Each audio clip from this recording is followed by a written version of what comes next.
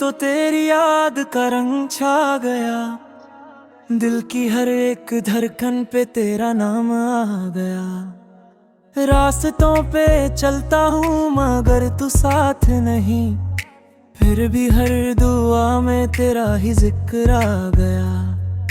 ख्वाबों की गलियों में तेरा ही नूर है, दिल के हर कोने में तेरा सुरूर है। बस तेरा नाम मेरे होंठों पे रहता है, दिल हर पल तुझे ही ढूंढता रहता है। दूर सही मगर तू दिल के पास है, मेरी हर खुशी का तू ही एहसास है।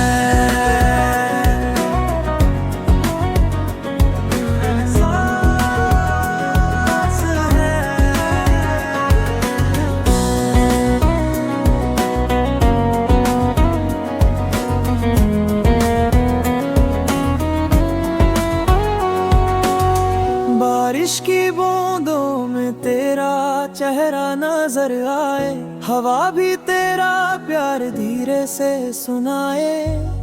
वक्त बदलता रहा जज्बात ना बदले, हमने जो चाहा था वो ख्वाब ना बदले।